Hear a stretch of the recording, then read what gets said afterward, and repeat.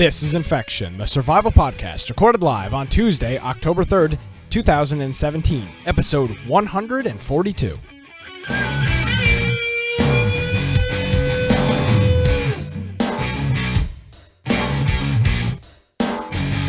Hello, everybody, and welcome to another edition of Infection, the survival podcast. Infection is your source for the latest information on survival video games. We bring you the latest news, reviews, updates, and more each and every week. My name is Nick Craig. You can follow me on Twitter at Nicholas M. Craig. InfectionPodcast.com is our website. Joining me as he does each and every week, Brian Aldridge. Check out this effect, Brian. Look at that. Whew. I wasn't looking at the screen. It's good. I'll see it. Oh, I see it come in there. Yeah, that's good, right? I mean, that's pretty high tech. Right. Yeah, we're on top of it. Latest in technology here. So your dollars go towards. Yep. If you want to find me at Boise Computer on Twitter, you're more than welcome to go check out my blog, biteoftech.com. It's BITE of tech.com. Also go to our website, infectionpodcast.com. On the right-hand side, all the different links to be able to find us everywhere on the internet. So if you're looking for us on Steam, you're looking for our Discord group, perhaps you want to find us on your favorite podcast app or where to catch a live video. We have links to Twitch. We have our YouTube as well. So go check it out. Links everywhere on there. Also a link to our ARC server. So if you want to join us and play some ARC, we've got people still pretty consistent playing a lot of ARC. And my goal is to get us to the end bosses and go through, do all the end dungeons, check out the actual ending of ARC and see what it's all about as a group, not just by ourselves. Yes, and we've been playing. If you maybe you've listened to the show maybe you've been listening to the show for a while, but for the past couple weeks we've been talking about ARC, obviously. And if you're thinking, not really interested, maybe they're not playing. We are still playing ARC. Yep. People are logging in every day. I'm logging in every day. And the cool thing about this server, and at least at its current state, is I think a beginner can still log in and get their foothold without having everything given to them. You just say, in a respectful way, leave me alone. I do this all the time with Joe and Saul, who try to give me that. No, I don't want it. Because there's for a lot of people, take full fur. Well, no, he's like, that wouldn't bother me, but Joe tried giving me one of those flying lion things. I don't remember the name of it. The big one. Griffin? The Griffin, yes. He tried giving me a Griffin. He's like, I'll just take one of these back with you. I said, no, not interested. I appreciate the offer, but that's the thing with this. You can still hop in. It's early enough in game where you can build on the beach or whatever and get your, get your foothold and join our server. So links and stuff, infectionpodcast.com. We are having a freaking blast playing. We really are. And if you have a little bit of just self-control, it's easy. You can go build your own base wherever you want. You'll still have the support of the group. Yep. Right? You need to knock something out or whatever. Yeah. So, if you need help, you just say, hey, I could use some help. But I try to make it so that I only take stuff that I've tamed as far as animals. Like I only fly with something I've tamed. I only use something that I either tamed or helped tame, just so that I'm not getting to that state of like, oh, these guys are all doing it. I can just, take their stuff when I need it and I don't actually have to do anything. I haven't set up a base anywhere yet. I'm kind of like a drifter living on people's couches at the moment. You're a refugee. But yeah, so I've been, but that's the thing about this game is you don't really have to have a base. Mainly you need to have mortar and pestle. You need to have furnaces. And you could set that up on a boat if you were really inclined. Like it's not that difficult. So come join us. Yes, absolutely. And if you are looking for how to find us, just go to join our Discord. If you go to our website and join our Discord, we have links to our server on there and also on our website that should get you in there. Absolutely. And part of this, Brian, is our Infection podcast. We're doing another crowdsource attempt. I don't remember whose idea this one was, but essentially we are trying to. Oh, I think this was. I think this is your idea. I think it was because I have a location with fiber, really good fiber that has really low latency, which is really big in servers. and especially gaming, because you'll get it to where when you're on a server, if it has a high latency to the internet, yours is going to be even worse. And we have people playing from Australia, we have people playing from Europe, Canada, just everywhere. And so this is a really good location. So I told Nick, I said, I think we should get a server, because this would be perfect for hosting these games.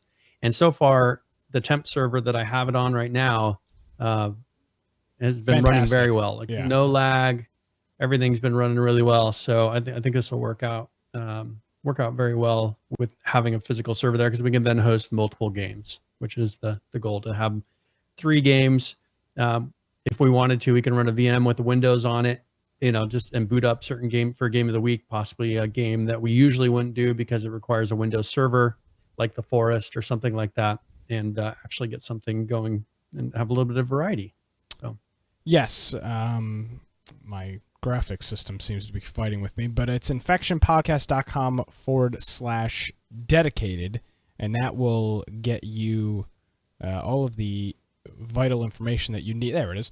All the information you need to help in this endeavor. Our goal is $400. We are 32% there with $130 in there, and we're just going to run it till we get there. So appreciate it. infectionpodcast.com/dedicated. It's just one of the many ways you can support the show. We will get into those ways a little bit later on in the program, as we typically do. Let's do a rehash of Game of the Week. We played some PUBG. I think we had a couple groups. Yeah, two full groups, and I think there was a couple of other people maybe playing and doing some duos or something like that. It was the first time I'd played the game in quite a while. When I say quite a while, I'm not talking, for some people quite a while is like 2 weeks, because they play every day. I have probably not played the game in a month, maybe a month and a half. It has been a very long time since I've played PUBG, and got right back into it. It was, it was a good experience. I've said this 1,000 times. I suck at especially first-person shooters like PUBG. Terrible. Crack under the pressure. Can't do it. I still got it in PUBG. I'm still capable of getting a kill, which is obviously quite important. But yeah, I really enjoyed it. I really, really enjoyed it. I think we won our second game in my group. But yeah, it was a lot of fun. Yeah, and the fog thing was, I hadn't played one until then. I think I have a screenshot of that. Let me find that while you talk. Yeah, so that's something I hadn't done, and so our last game was the fog game, and it totally changed up the dynamic of the game. It was a lot of fun. I know you guys got one as well. And did you win the fog game? We did not. Okay, so we got second place, and it was pretty much us crawling. That's crawling on that one towards each other, and they just happened to. It was a really close game. They happened to get the last shot on us. So yeah, and our game, we were crawling, and I guess we crawled right on top of another group because I couldn't see them. So that was quite interesting. I'm trying to pull up this image here, the fog game. Nevertheless, it was. It is very complex, very like completely different. Changes the game. It is a whole nother gaming situation, and for whatever reason, Steam is not loading my screenshot here, but I'm gonna I'll pull it up here in a second. It is, in my opinion, it will change the way that you and people in general play Battlegrounds. And if you haven't played the game, you're not going to understand it. The screenshot isn't going to do justice once I pull it up, because it is insane how little you can see. Here's my screenshot that I've been trying to pull up here. This is not necessarily the best picture to show of the fog, but you can see right here, this is the kind of, density of fog that we're talking about. And now the picture may not look, may not do it justice, but for example, if somebody's at that far tree, there is no way that you're going to see them like you see them in the regular game mode. And why? And the reason I think it's so important for different game modes like this in PUBG is, in my opinion, and this benefits somebody like me, most of the skill is almost completely thrown out of the window in a game mode like this. Now, of course, if you're unable to aim, you're unable to shoot, you will have a huge disadvantage, of course. But in terms of being able to just casually play a game, hop into a game, this kind of game mode allows, I think, leveling of the playing field. And in Battlegrounds in general, it's not a game like CSGO or a game like H1Z1 where no matter what you do, you get killed. Like, for example, if you've played any CSGO or any H1Z1, you know that the better players, the veterans, the people that either stream it 24/7 or played in the tournaments will kill you every single time, especially in CSGO. And I think when you look at an image like this out of Battlegrounds, it just totally levels the playing field. Yes, of course, having being able to maybe hone in on an area better than somebody else is important. But in the case of Brian, both of our experiences from the Fog game mode, either you were crawled up upon or somebody crawled up upon you. This was not some crazy skillful battle. This is just, well, everybody get down and crawl. Yeah. Well, and that's what pretty much what we did is we were like, all right, there. And what was nice is I kind of saw a guy out in the distance. I could just see an outline. Yeah. I was like, all right, started pegging that guy. I was able to take him down. And I was like, okay, let's all crawl. There's a nice amount of grass through this whole area. We all got down and we just started working our way in towards the middle. And it's really slowed down the pace to where it wasn't just a run in and shoot people. It wasn't a let's sit up on a roof and snipe people from really far away. Anything over a 4x was pointless. So yeah, absolutely. And the other interesting thing too to note is the amount of players left. I think it was maybe the third circle that we died in, and typically the third circle you'll probably have between 20 and 35, 40 players. 40 players, that would be a lot for a fourth circle. Yeah. This fourth circle still had like 47 people alive. It was a lot, like upwards of almost 50 players in the third circle, because unfortunately you have no choice but to play super conservatively because you can't freaking see anything. It's not like where you can just run and gun and you run out in the middle of the open and somebody's going to shoot at you. There is a good chance somebody will not see you. So unfortunately, unless you just run around shooting your gun, you have to play a slowed down, more conservative style game. And I like that because, again, I think it levels the playing fields in terms of skill. Somebody like a Dr. Disrespect, who is very good at the game, a game mode like this, I think it allows a player like me to sometimes have the upper hand depending on location. It really does. It levels it out for people. Like, I'm all right, it doesn't but people favor that really the person suck. that just runs in and shoots. No, it doesn't. It favors the person that thinks about it and is like, okay, where should I go? And maybe plan ahead a little bit so you're there before people get there. Because if you don't, someone could lay down and you can walk up on them and not realize they're there. So, I mean, it adds that nice little bit of variety to the game. And I think if they can come up with this, they could do something very similar with rain that could have some really cool effects. That's what I was going to go into. Yep. So there's a couple of things there. First of all, dynamic fog would be cool. We were talking about this in my group, and the group I was playing with was Solo, Rage, and Matt Airborne in the Twitch chat. And we were talking about, of course, as I do, it's more than just like, oh, this looks cool. It's like the analysis of, what is this? Couple things I think would be really cool for a fog mode. I like this density of fog. I think it's good for the game. But maybe less fog, Brian. Let's say cut the fog in this screenshot by 20%, but add pockets of dynamic heavy fog. I'm talking serious shit. Like, you can't see this tree that's in the foreground. It's so foggy. Yeah. So I think that would be really cool. A dynamic fog. For example, this happens in Ark all the time. You'll be flying and you're trying to get towards some, in my case, I don't do a whole lot of exploring because that's just not my game style. I had to go up to somebody's base up in the far south part of the map. And as I was flying through, a dust storm rolled in and I couldn't see anything. I had to land and wait until the dust storm passed because I didn't know where I was. I would love a dynamic fog system on top of this. So maybe a little less fog in general, but some heavier, thick pockets of fog. And I think that right now with their current system that they're using, this is pretty much just a height fog. It's a Mm-hmm. general fog through the whole map. Yep.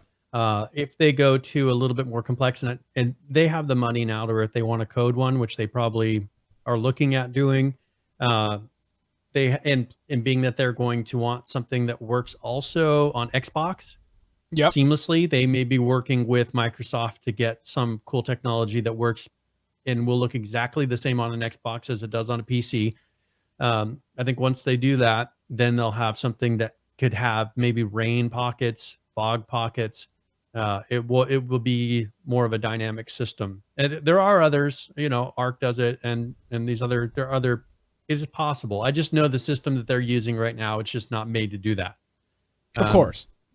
The system that they have right now is pretty much the same everywhere. Their sky system doesn't really have day-night cycles. It doesn't change day, and so I know that they don't want to change something that's going to drastically change the look of the game, or cause a performance impact, or affect whether or not they can be DirectX 12, which I know True Sky, which Arc uses, is not DirectX 12 compatible.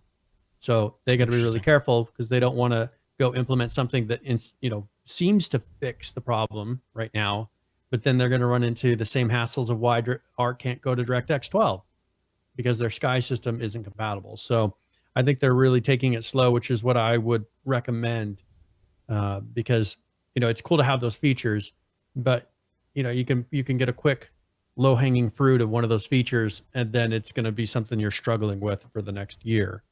So I think they should take their time and make sure it's right. I think they should take and their Microsoft time. has the keys to do it. Yeah, I mean, what we were looking at, what was that? That pirate game that we were looking at a couple weeks ago with the waters, with the water system that they're going to use from that. I mean, if they can pull something like that off, Christ, I'd hope they'd be able to pull off some type of dynamic fog system. All right, so we got fog, we got rain. That's easy. There's going to be a snow map that's going to be coming soon. We've seen rumors about that for a while, so obviously that'll be in there. What else can they do in terms of weather, either ambient or prominent, to kind of spice up the game a little? Okay, so let's think about wind. Something you don't usually think about is how wind affects things. Okay, you think about it. And I'm working on my game, by the way. You could have it. Sorry. Nice. Well, you have to show. Let me help you sometime at least. No, I've already got my Kickstarter going. You can. Okay. Looking to raise $140 million for a weather simulator. Yeah, it's like Star Citizen. So I don't have to actually do anything. I could just. No, yeah, as long as you have some good screenshots. So the thing you want to look at is, first of all, weather as far as wind and sound, the sound it makes, right? Perhaps things in the environment that blow around to distract you, and you can have it to where it actually affects long distance bullet travel. Mm-hmm. I mean, those are things that are really advanced that they could do. Right now, I know they're really trying to get as much performance once they get the game optimized, which is the issue, because they got to watch what they put in there. Yes. Because they're already struggling enough to get the game to run, over 30 frames a second. So, if they can get it to where it's optimized, then they can start playing around with some cool ideas of affecting, having a windy day where you have to maybe compensate by shooting a little bit to the right on a long sniper shot. I'm looking forward to things like wind and rain and maybe some different stuff with the fog and snow and hell, even dust storms. Imagine if rain made it so that the ground was more slick and muddy. Like, you could do all kinds of crazy things. They could put a snow environment in there that's so if they really wanted to get advanced, like if they take this to the next level, they'll take their maps and make it so that they have all different seasons. They'll have the 4 seasons on the exact same map, to where in the summer the trees are full of leaves. In the fall, the leaves change color, and they like that. I don't know if they really want to take it to that level, but that would be the next level of this, is putting all 4 seasons in there to where you have that same map, but it has different variety. And that takes a lot of work, but if they're trying to get the most out of each thing, that would be one way to do it, to where when it's raining in the spring, in in the winter you have snow, which really affects your movement, affects your driving. I like that. Yeah, all kinds of things. Yeah, first of all, I like, of course, with the driving. I mean, you'd be sliding off the road. It would be a hazard to have a car. You'd end up killing yourself. You wouldn't want to be on a motorcycle. No, like absolutely it would change not. It would change the game up. It would be cool if the snow accumulated, I guess is the word I'm looking for, over the game. If it started off light, and as you get to the end part of the game, I mean, of course, you wouldn't want it to be unrealistic. Like, you start with a half an inch of snow, and then you have 6 feet.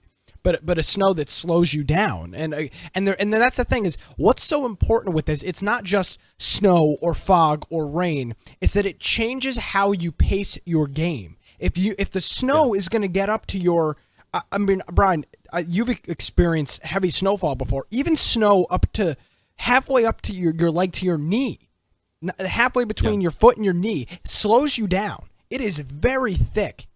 So if you would imagine at the end of the game, the snow's up closer to your knee, I mean, you'd be talking about cutting your speed. Your walk speed would maybe be your sprint speed during this, which would drastically change how you would have to plan out going from zone to zone. I mean, they can do anything they want with this weather, and they could make it some crazy stuff, like full-on blizzards in game. Let's take it to the monetary aspect, though. So let's take it to where they're going to view it as the next level. Imagine if you had all these different environments. One is, a dark green when the leaves are all green. You have in the fall maybe a more orange color. In the winter, you have white. What are people going to have to try to get in order to have the upper hand in those environments? Yeah. Can you think of it? No. Skins. Oh, okay. They're going to have to get different colored skins. They're going to have to get a camo set that's in winter. They're going to have to get a camo, a possibility. Of course. It would make it so that it made a difference. There would be a reason for you looting those items. So perhaps in the winter, you start out, you don't know it's going to be a random winter one. So you have to try to find maybe outfits that are more white. So you mix in with the background a little bit more.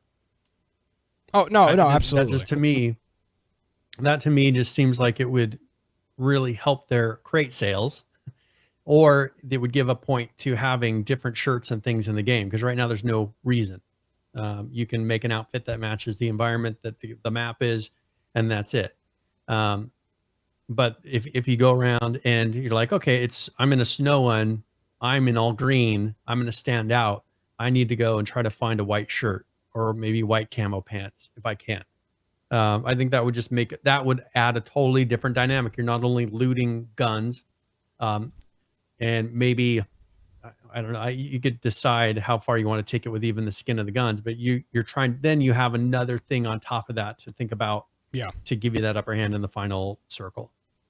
Oh, absolutely. I am unbelievably, and I mean, I may not sound it, I'm not being sarcastic, I'm unbelievably excited for all of the possibilities they can do with, because here's the thing, Brian, no game, in my opinion, really does weather right. Miscreated does a pretty good job. They have a whole bunch of different dynamic weather sets. They've got fog, they've got rain. I don't think they have snow, but they have those very severe thunderstorms. Ark actually does a pretty good job with it too. You'll have a blowing rainstorm where you literally can't see in front of you if you're flying a bird. You lose your visibility. They do a good job of that too. But again, we saw what H1Z1 did with their snow, and we always rag on them. But their snow was a joke. It was literally like a white snow.png falling from the sky, and then the ground would just be completely blanketed. There was nothing dynamic about it. They would just put a white color over the top of everything. A tint, as they would say. It's just, games like this don't do that. And Firebomb saying Project Cars does that. Of course, that's a car game. That makes sense. Games like Battlegrounds and H1Z1, they don't do it right. And Battlegrounds, in this case, has more money than God to do anything they want with it at this point. They've got the competent development team, and they've got the internet behind them. And I mean, literally everybody's playing this game. So if there was ever a chance for a game developer to go crazy with snow and rain and deserts, and they have dust storms, the access to licensing. Yes. I mean, they can license if there's a product that AAA studios are using. A lot of these smaller studios wouldn't be able to afford the licensing for something that's really, really good. This would encourage a studio. Let's say a studio has a studio that makes something like weather and rain, and they have a product that does that. This would be worth it for them to say, all right, we'll license this to you and make customizations, like get it polished. Or as I said, Microsoft may have something really cool that they throw into things on Xbox that maybe this will finally get some things ported over to Windows and Unreal. Oh yeah. That's my main thing, that maybe this Microsoft realizing, hey, there's money over here. Though there is. Let's take some of this love that we give to Xbox and some of this technology that we license to Xbox. Let's port it over to PlayerUnknown's Battlegrounds, because we want to have the exact same. That's the new thing, is you want to have the exact same experience between console and PC, which where before it was never like that. There was a console game and then there was a PC game, and usually one would be not quite as good as the other. And I think that they're really pushing to make it equal on both sides. Absolutely. So if you are somebody like me that hasn't played Battlegrounds in quite a while, highly recommend you hop in it. Definitely come in and check the fog map, because again, this picture and Brian and I talking about it does not do justice to how crazy it is to play this game on. I mean, it doesn't even feel like the same game. It's completely different how you play. So I'd highly recommend, if you've got some time, hop in there, download that, and play that. And I think E-Man was telling me pre-show that he bought PUBG 4 days ago. So new people buying every day, new people playing every day. Absolutely, get in there. Yep.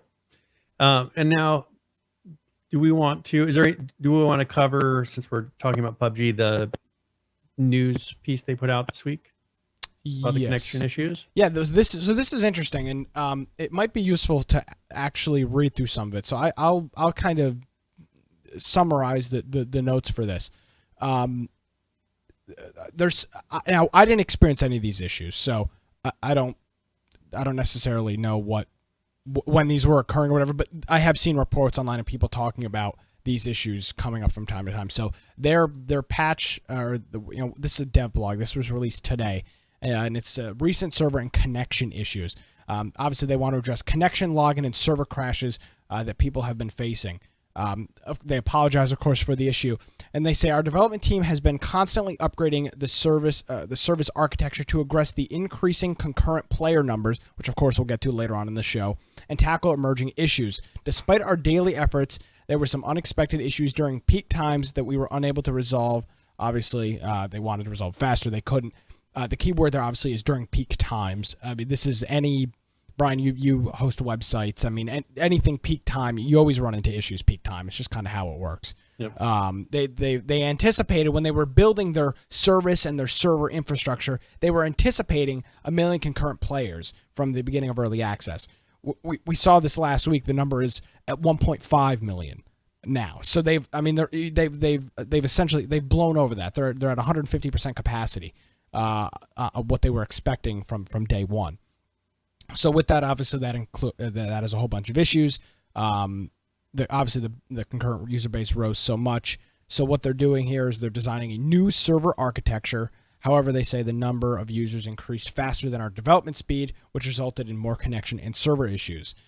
Moving on, they say it has become increasingly difficult to manage servers during peak times. To alleviate the above, our development team will prepare our servers far more in advance so that they can handle a much larger number of concurrent players. This is something they plan to obviously continually improve, and they will have to, because the game is so the game is blowing up.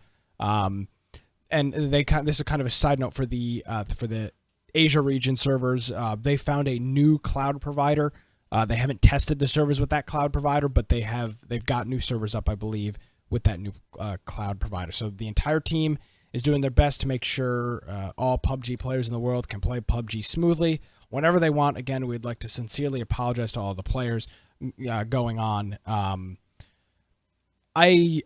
First, there's a couple things to note here, and when I read through this before the show, the fact that they even anticipated 1 million concurrent players is awesome. That means that their head was in the right place. They knew that they had a gold mine, and clearly we're finding out that they struck gold and oil in the same mine, and But it could, like, for example, we saw what happened with Conan. They didn't anticipate the player count. It was a freaking disaster. Could you imagine if they anticipated for 500,000 concurrent? I mean, the game would be in shambles. That's the thing. When you're designing these things, just like with a website, if you're putting something on a server, there is a, as you said, peak capacity that can handle. Yeah. There's a maximum number of connections that one server will handle. And so you have to learn, come up with ways to distribute that so that all those connections are still answered, but then they're handed off to the right place. And so for them thinking, when they said 1 million, that's like their pie in the sky. Like, what can we see as a maximum number of concurrent users possible, in a scenario? 1 million. And so you saw their guess was 1 million people would be the maximum. So we're going to design a system that has the capability of doing 1 million possible people. All playing at once. All playing at once. And as you can see, don't steal my segment. So they're probably well, I haven't even looked at the numbers, so I don't have anything to give them. So if you look at it, they're probably saying, okay, we can handle 1,000. I mean, just as an example, if you're doing this, you can handle 1,024 people on this server. All right, so this is handling these connections and handing them off.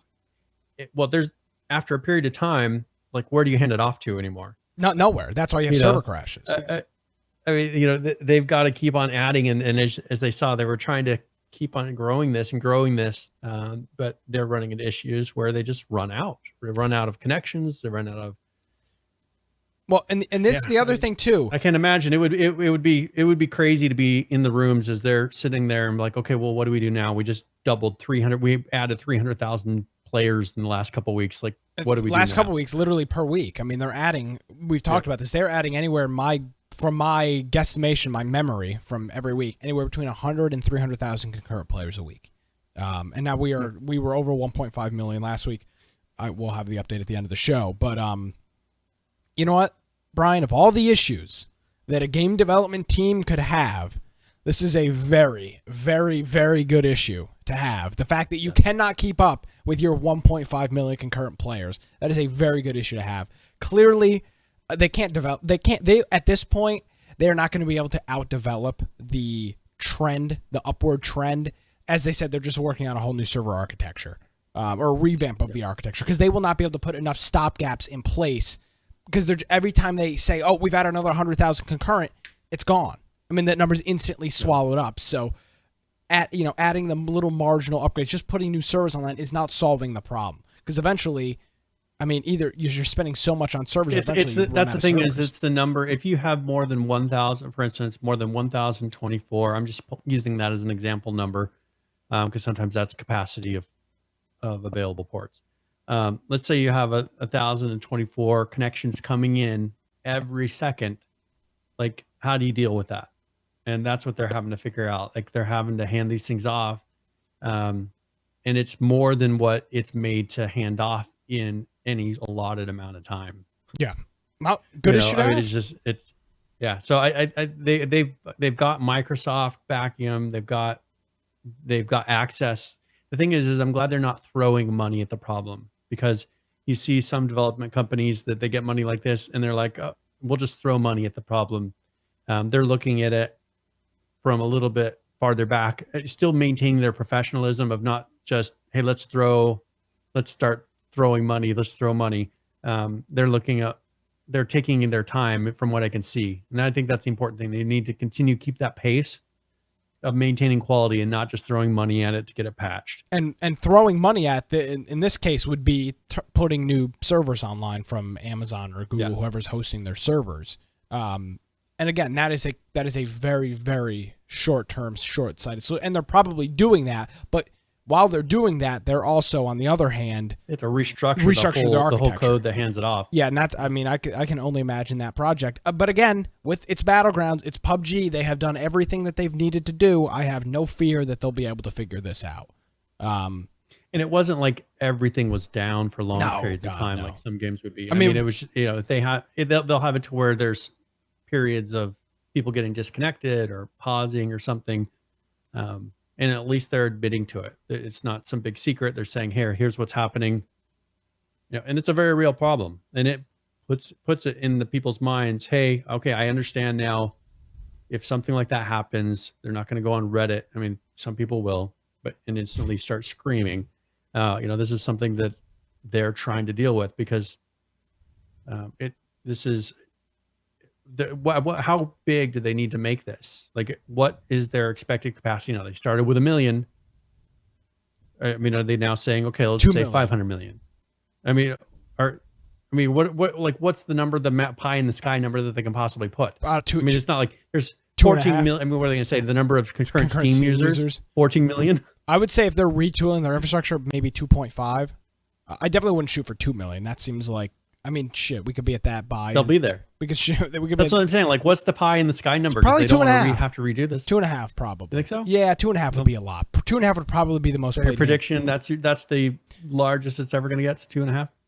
At least on PC. I mean, how long has Steam been in service? Like 10 years. I mean, 2.5 I think would break the Steam record of concurrent players on a game. So. I mean, that seems like that's the thing is they've got to come up with a pie in the sky number right now. 2.5 I would say. Isn't going to be something a year from now. They're like, oh, we're at that capacity now. We have to start over again. Yeah, and there's this is the unfortunate truth that people, and I would imagine the people of Bluehole also understand this, and we need to understand this too, Brian. This is the trendy thing right now, and always, every time, 100% of the time. Absolutely, all the time, trendy things die out over time. That doesn't mean they vanish, but that means that eventually everybody will not be talking about PUBG. Eventually, regular people, and when I say regular people, there's a whole bunch of regular people that do not play video games. Jake and I talked about this on the last episode of The Crummy Show. Check that out, crummyshow.com. How him and I went to high school with people that do not play video games, or maybe played Xbox a little bit in high school, that he says are now either contacting him or his friends and saying, hey, I've got some money, build me a PC, I want to play PUBG. I mean, again, these are regular, not PC gaming people. Eventually, the fun for them dies out because, I mean, that's just the way it is. So some other game will come out, they'll move on. Or they'll just say, hey, this was fun for 4 months. I'm not really into it anymore. Which, I mean, of course, but that's what I'm talking about with this trend thing. It's not going to be 1.5 million forever. In the foreseeable future, it may be 1.52 million, but eventually that number is going to go back down. We saw it with Ark. Every freaking week, Ark was breaking its previous record. And now you look at Ark, and it's like 30,000 people. I don't think Battlegrounds will get that low for the very foreseeable. We probably won't be doing this podcast by the time Battlegrounds is hitting 30,000 concurrent. I mean, you're talking. This is a long-term game, so you've got to plan for the future. But at the same respect, and I would imagine they understand this. They seem to have a good head on their shoulder. You can't say that. Oh, okay. Well, we're going to invest into making 2.5 million concurrent our number because I mean, eventually there will not be. Eventually, so do you think they're going to transition?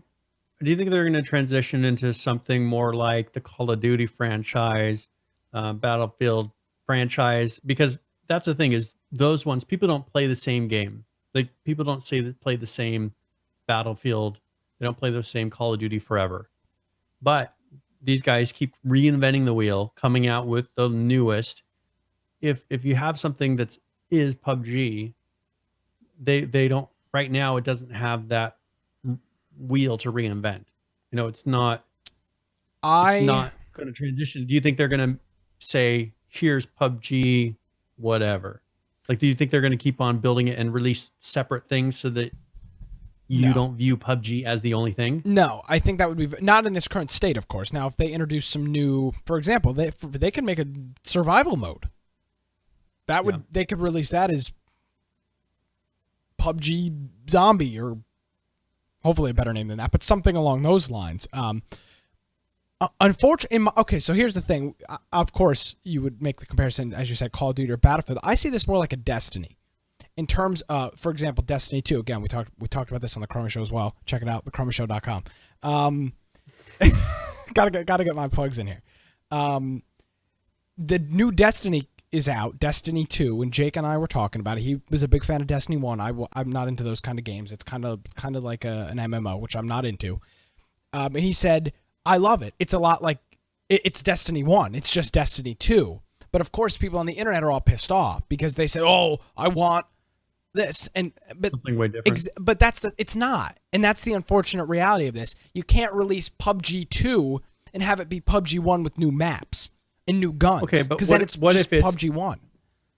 What if it's so? Let's say PUBG right now has some kind of a story. If they kind of say, let's say they put a little bit of a, but let's say they say, here's the reason you're here. It's because of some game show, or it's because of whatever.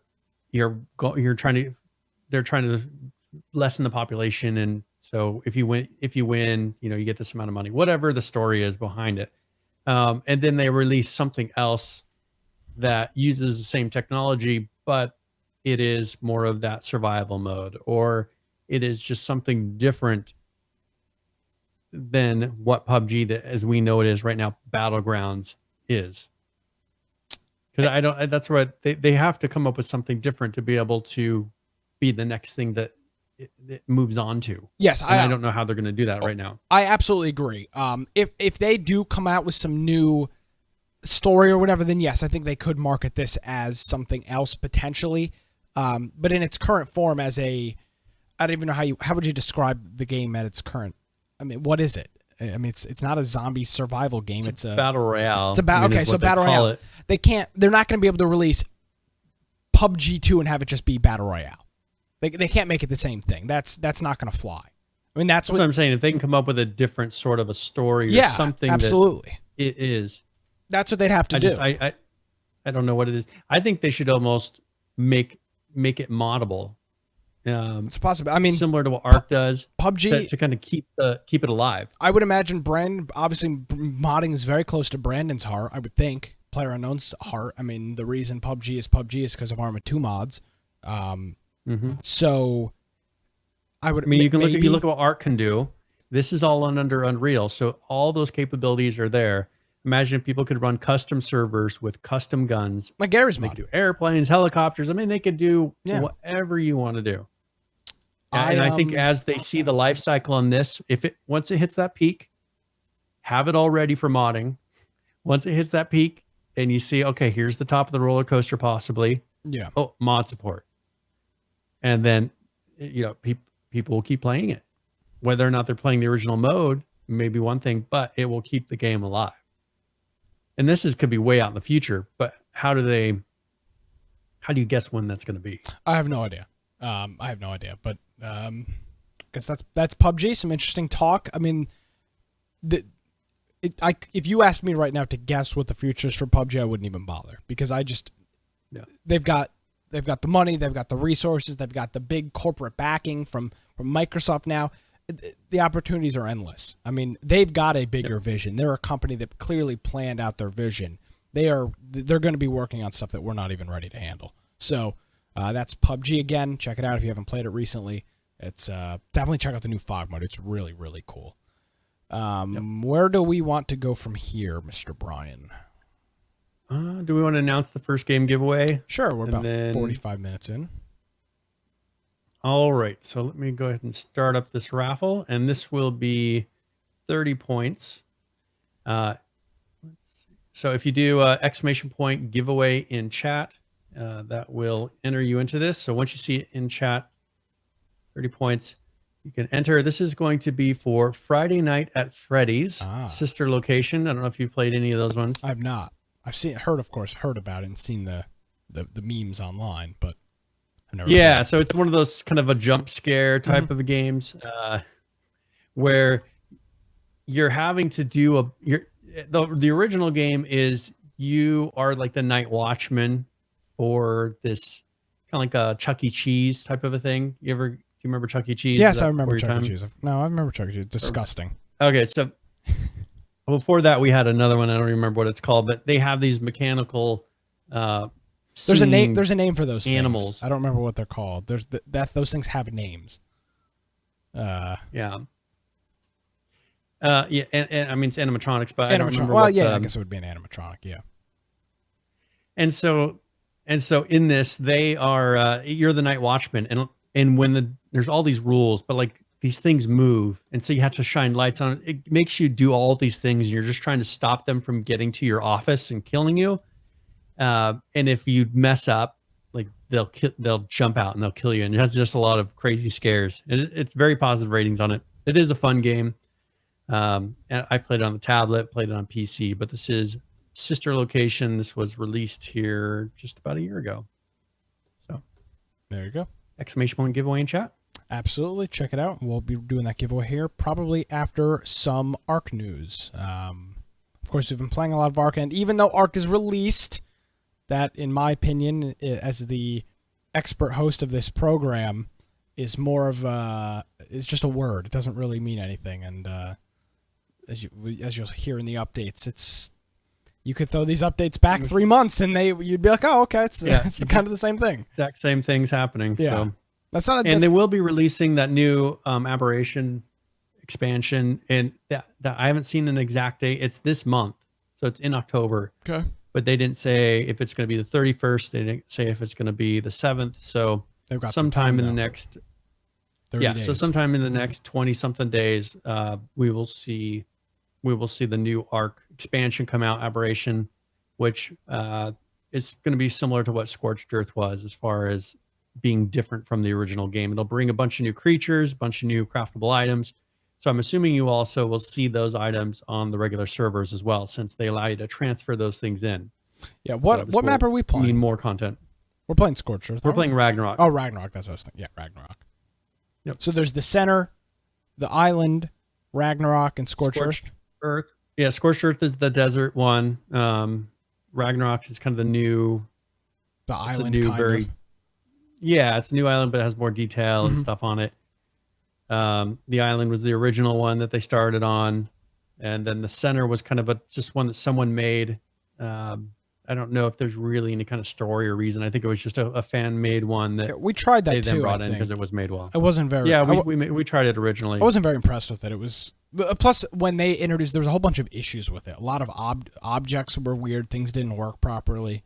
Probably not a bad idea at some point. Go back and try that again, because it was weird when we tried it.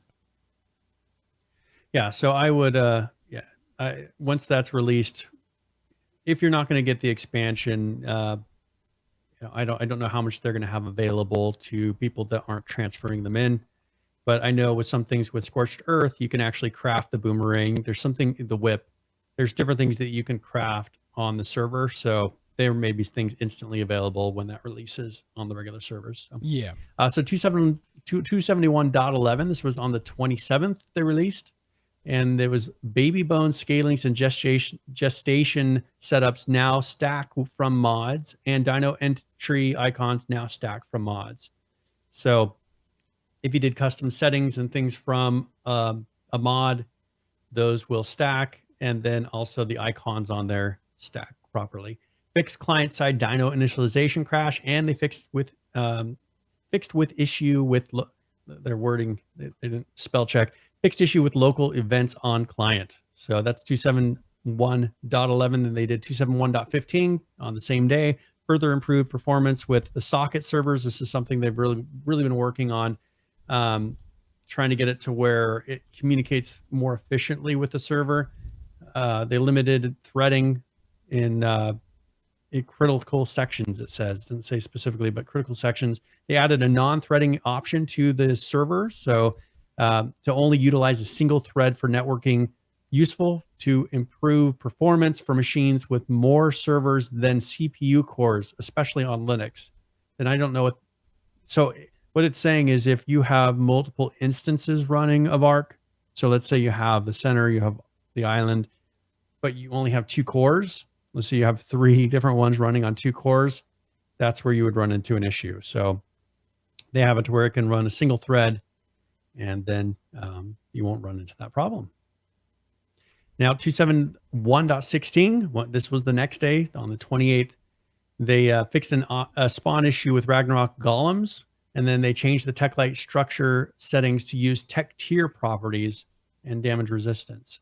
And then this final one, 271.17, this was on the 3rd, so this was today. The dedicated servers now it says defaulted dedicated servers to not use threaded networking seems to generally be a net performance loss in our analysis, can still be forcibly enabled by a command line option. So it seems like they've changed the way they're doing it to where they found that the new way is more efficient. So now they're defaulting that for everybody. Absolutely. That makes it current. Yes, the finished game. Yes. And, I mean, there's still a third DLC that they're going to be doing that course. they haven't announced. So it'll be interesting to see what that is. As I said before, I think the only reason that they came out of alpha was because they didn't want people yelling at them that they're releasing another DLC in alpha. Yeah, and killed their Steam rating before. Yeah, I mean, all hell broke loose when they did that last time. People were pissed, but for no valid reason. I mean, I believe me, I've been upset over my fair share of video games and developers and stuff. There's no logical argument to be made with the whole ARC thing. It's not like it was a forced install or a forced download, forced buy. It was like, hey, if you want another map, you can pay for it. If not, okay too. You can play on the old one. And it was, I mean, everybody just lost their minds. That's just kind of the internet culture. I mean, everybody wants everything for free, and I guess being successful is bad. I don't know. He brings up, next DLC moon map, and that'd be cool. I don't think it will be. They do have a DLC. I think that may be the next sponsored map, right? But I don't think that's going to be their next DLC, because if you notice, they've surprised people. The DLCs up to this point, both of them have been a big secret.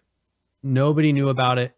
I mean, there were a few places that kind of leaked a little bit from people looking in the code and looking at different things to find the name of it at least. But none of this information was really leaked with Scorched Earth. No one knew. Same thing with Aberration. No one knew before it happened. The next one will be another secret, because they don't take the existing mods and say this is a DLC. It's always a sponsored mod or a sponsored map. So it should be something totally different. How it fits in the whole story.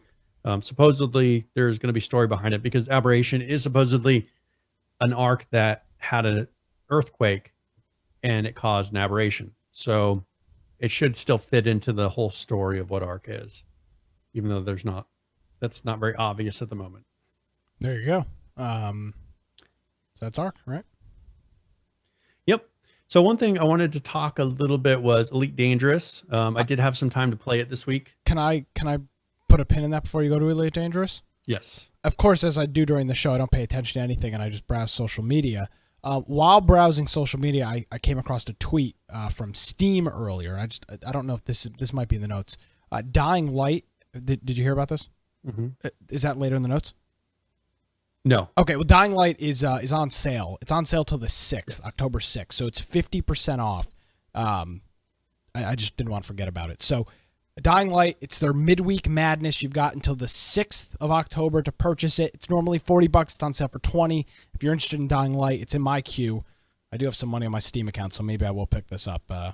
So there you go. Check it out. We'll have a link in the show notes, and they'll just go to Steam and search Dying Light. It'll show up. So you got a couple days to get that. And one thing that's one reason to join our Discord group, because we do have a deals channel. Mm-hmm.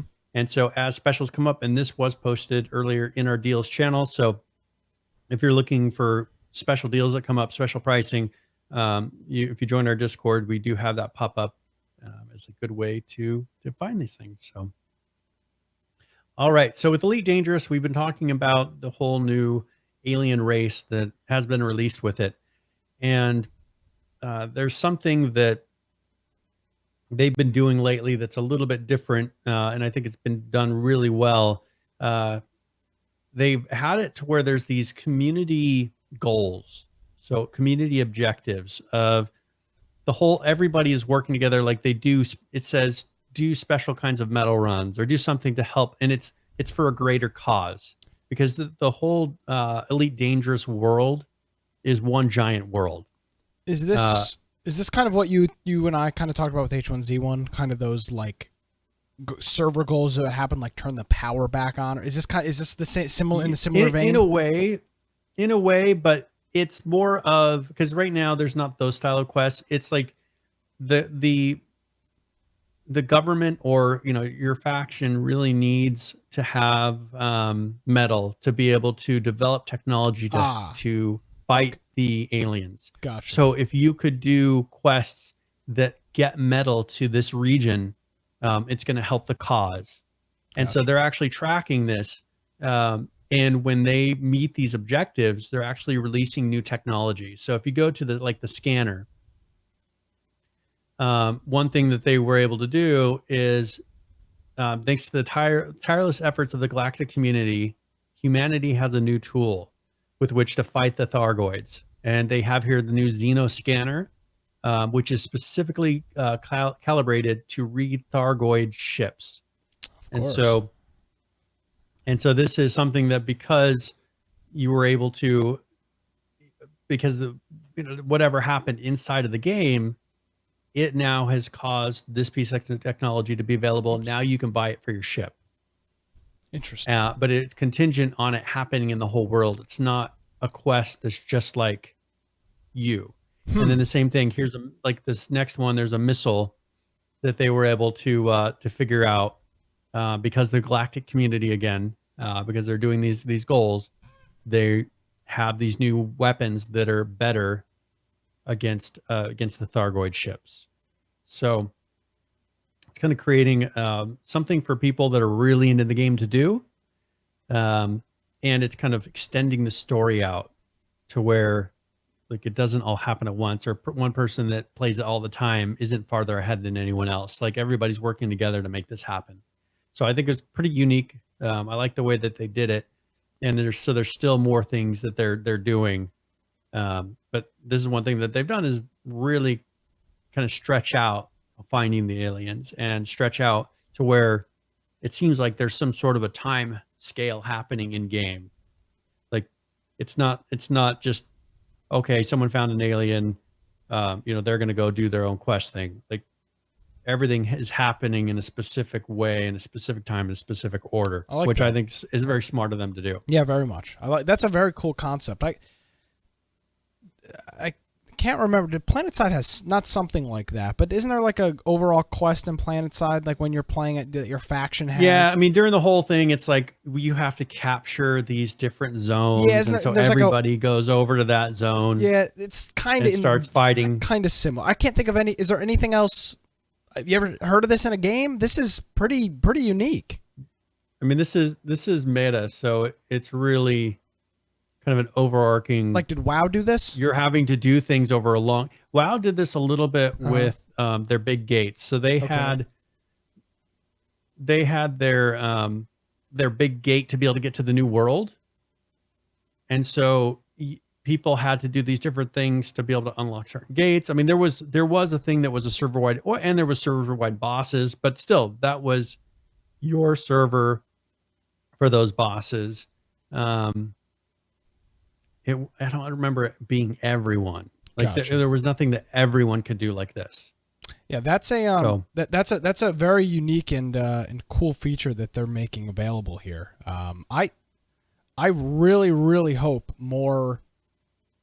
This is a cool concept. There's not a reason that H1Z1 cannot do this with their Just Survive product. Well, and so here's the thing. So 2.4, the return. I don't know that there's going to be a 2.5, as I kind of mentioned before. I think they're going to go to 3.0, which is going to be their season 3. So they had their season 1, and what they do is just implement a certain number of features in each one.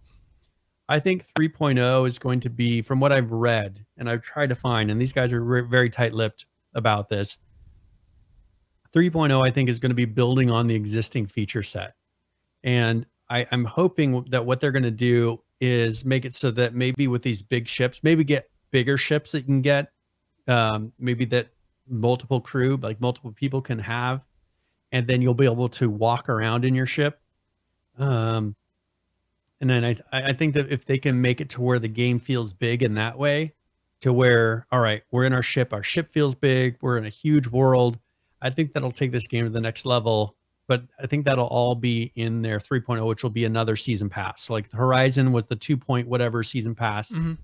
And then you'll get because this game is so big, they have to come up with a way to fund it. And you can only do this stuff so long with $60. People can only buy so many bobbleheads Yeah. and ship colors. It's not going to pay for the whole company. And that's that is so often missed. Like, yes, I understand you paid for the game once, but your $60 purchased the stuff that was already developed. If you want development to continue, I mean, for people like me, especially people like me, I don't buy anything. Like, you're not going to catch me buying DLC. They are, for most games, I'm a one and done customer. You get your initial money out of me, and unless you're doing a really cool thing or I'm a huge fanboy like I am with Call of Duty, you're not getting any more money out of me for the most part.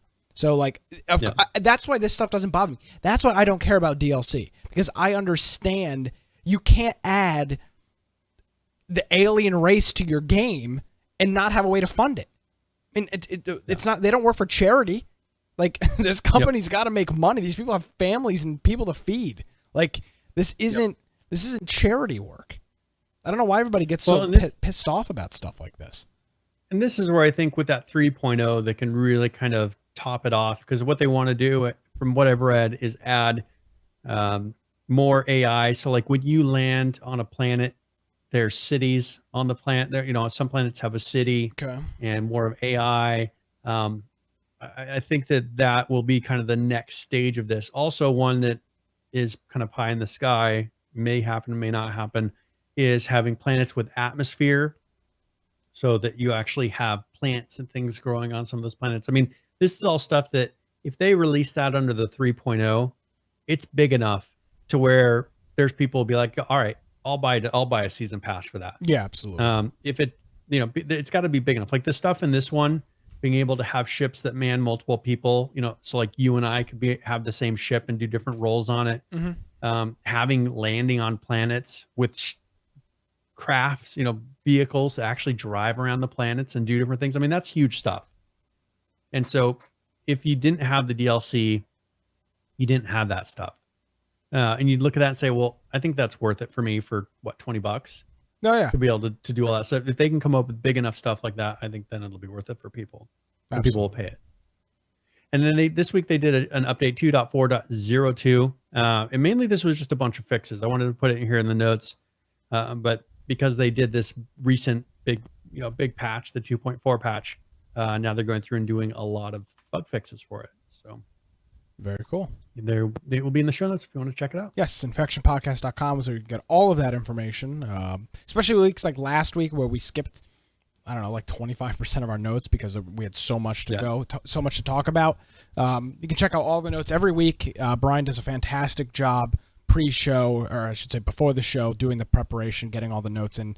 If you hear anything we talk about, you can head on over to the website. You can click on the individual links and the individual stories and the things that we're talking about. So infectionpodcast.com for that.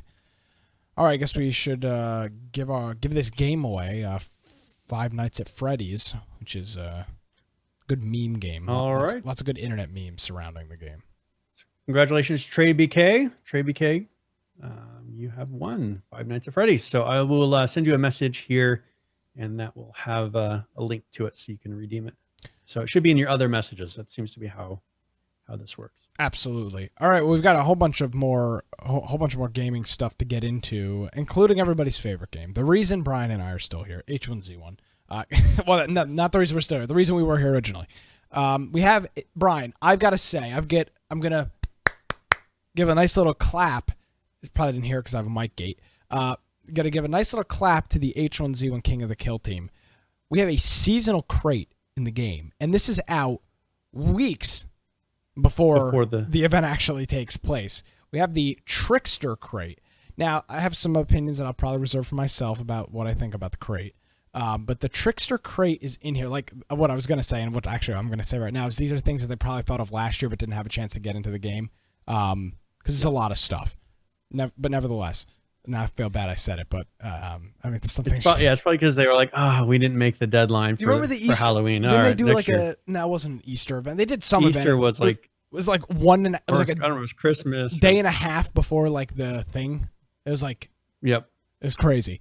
So this is the Trickster crate. And actually, if you played the game this weekend, if you played on the servers this weekend, they were giving your first Trickster crate, which is cool. I like the idea of this. Your first crate was open for free. They were opening your first crate for free, which is really, really cool. So Yeah. this is the Trickster Crate. Got a whole bunch of stuff in here. Now these skins don't particularly bother me because they have a reason.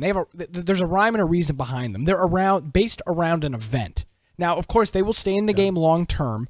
But they're themed Halloween. Exactly. Like, it Except makes for the sense. Purple ones. I'm not sure what the purple ones have to do with Halloween. It's black. They say black magic. Oh. Yeah. First of all, they got a couple of cool guns in here. The Hellfire skin, the lunar Hellfire skin is really cool. And they've got. I wonder what that does for performance with that moving texture on top of It's in weapon. the games right now. It doesn't look great in games. I don't think people focus on it. I'm wondering how that's got to impact some performance of people running around with the moving animation on their gun. Possible. I don't know. It's just weird. I like this skin. This is the Nightwatch Hellfire with the bats on it. Pumpkin backpack is really cool. A jacket with bats. Some orange and black leggings. Skin tight pants. Of course. Tights. Now they've got some tights. Some they're calling bone baggy pants. They're green. It's like the exoskeleton. Overall, I wonder if these will glow in the dark. Like, the thing that would make it cool for me, and which they probably don't since they're not highlighting it, but imagine if these would glow in the dark. You wouldn't want them to glow in the dark. Some people probably would. Well, I don't think anybody would want to be seen. Like, that would be like just walking. Hilarious. Be walking Imagine around. if they didn't know, and then like they add night cycle to one of these, and like people are running around, and like all of a sudden they're glowing. Yeah, would be hilarious. I've seen more bizarre things in H1Z1, but nevertheless, the Trickster Crate is in the game. It's available. I would imagine it'll be there through Halloween and maybe a week or two after Halloween. A bunch of cool stuff in here. I like the helmet too, the brain helmet. That's cool. And the reason I think this is cool, Halloween, big fan of Halloween. And there's some cool skins in here. I may actually buy that backpack. Really liking the backpack. Big Halloween fan. The orange one? Yeah, I'm a big Halloween fan. I'm not just screwing around. I really enjoy Halloween. I'm not a big fan of the whole dressing up and go, but I just like the whole Halloween thing. The vibe? Yeah, it's my favorite holiday. And that's not even a real holiday, but it is. Halloween. Check it out. Coming to a street corner near you sometime soon. Soon, yes. Soon TM. Not a daybreak soon. No, not a soon TM, just a regular soon, like within the month. So yeah, you can check that out. It's in game. They've got some, and Jay Deloy's back. It is a real holiday. Thank you, Jay Deloy. I've got listened to Halloween music, playing some Halloween games. Kids have to go to school on that day though, so right? Yeah, actually. So, yeah. I don't know how much of a holiday it really is if they have to go to school. I'm not a goth. I just enjoy Halloween. I like some kind of like creepy games. Even though when no one's around, he secretly wears Halloween outfits year round. Yeah, you may catch one. They'll be hanging on the door behind me or something. Yep. There you go. This other thing too. I want to show this too. The black splatter pistol. This is arguably one of the coolest skins I think that's in the game. That's a super cool skin. It's for people listening. Yeah, it's white. It's kind of just like some of these are more like CS:GO style, like kind of resembling a CS:GO. That's cool. It's pretty much a white gun with some kind of black and red paint splat on it. It's awesome. This is a really cool skin pack. And again, it makes sense because it's based around something. Like when they added the what do they call the wrestling league, EWC or something like that? It just didn't make any sense. ECW, I think. ECW is the actual wrestling league, I believe. This was just like something, and it just didn't make any sense. It was like, why is this in the game? Like, what is the reasoning behind this? It's Halloween. There's Halloween stuff in the game now. We're good. Like, it makes sense. At least it makes a little bit of sense. Yeah, it's not in Easter they had the crazy rabbit head. So, but then they always throw some really whacked out weird outfits in there. So this one, the theme generally matches. For the most part, everything matches the theme, and they didn't just throw in some really weird skin for no reason. So, yeah, good for them. Absolutely. So you had another note here about FPS late spawn fix? Yeah, so there's a post on Reddit. There was an issue. They did some stuff with some files and whatever for the launcher, and I guess this was they fixed some stuff with people having the late spawn. There's a guide in here. I don't want to go through it, but if you're having an issue with FPS, if you're having an FPS issue and or a late spawn issue, you can check this out. They've got a link on how to do stuff. They do say you also need to sign back into the Daybreak account launcher, and that just gave me the opportunity to say game launchers are stupid. It's 2017. I don't like game launchers, so get rid of it. That's my that. Yeah, but they need a way to ask for your Daybreak cache. Yeah, or whatever it is for. That was my main point. Was the launcher, but there's a fix if you have an issue. So check it out. All right.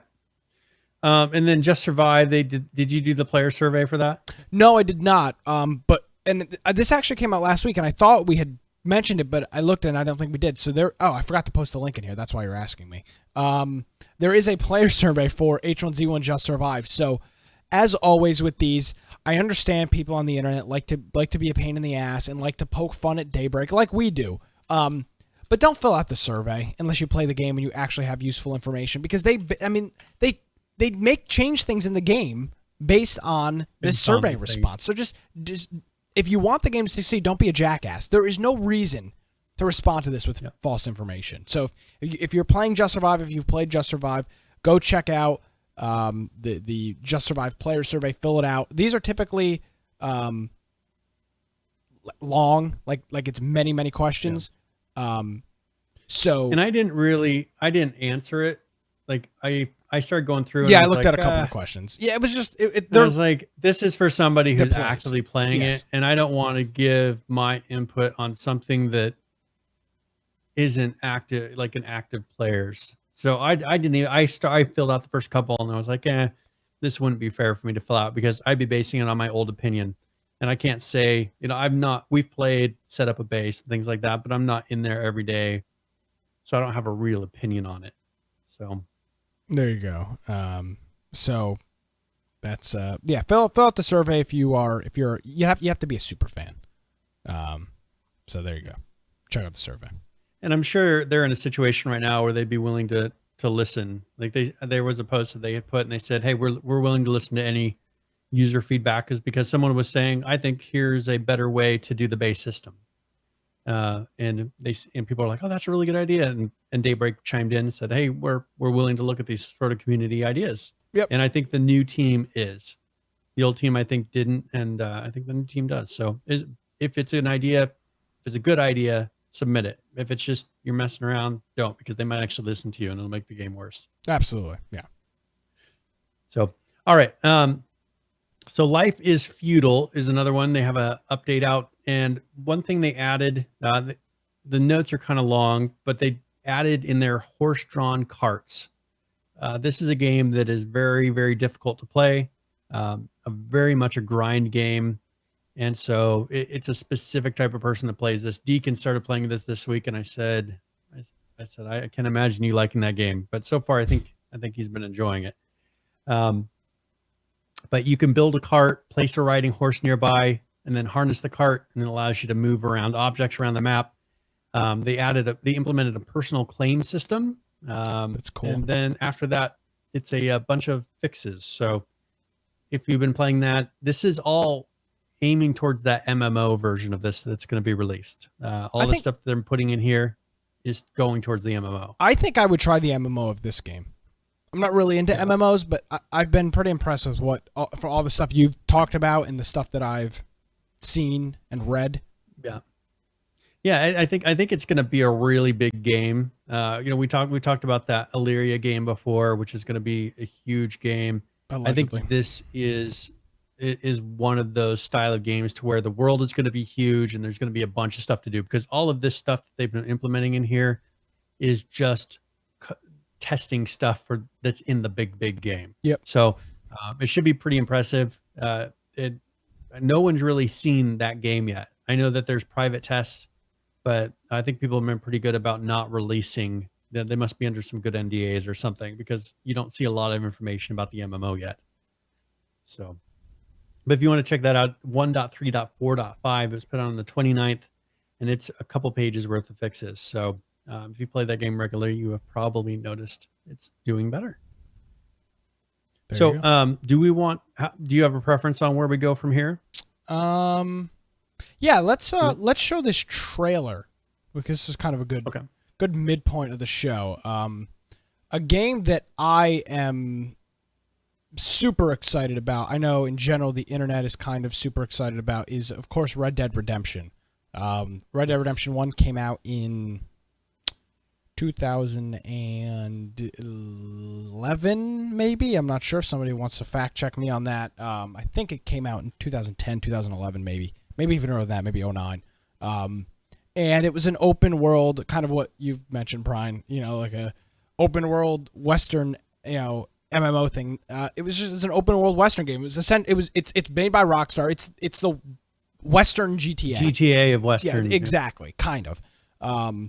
And it was a huge success. I've started playing it and played through it probably 3 or 4 times, just completely start from scratch and go from there with it. But the new one was supposed to be coming out, I think, this year, and it's been delayed. Till like spring of next year. Like spring, Yeah. probably late spring of 18. I believe originally it was supposed to come out like November of this year. But this is like a very long. This was months ago that they said we're going to delay it until the spring of 2018. Which is good. They delayed it early. That's fine.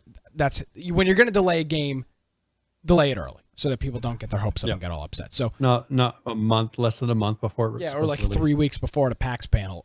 So this is the Red Dead Redemption 2 official trailer. It's short. If you're listening on the audio, you've probably already seen it if you're a video game fan, or if not, links will be on the website, infectionpodcast.com.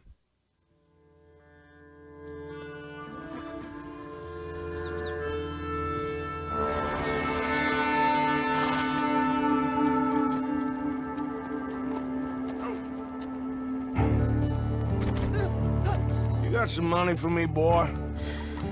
I seen your name in our ledger.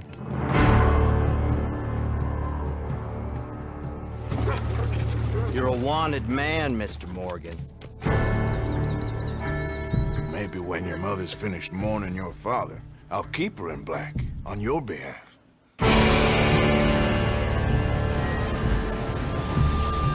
We got lawmen in 3 different states after us. They chased us from the west, they chased us over the mountains. We'll need an extra gun. This place ain't no such thing as civilized.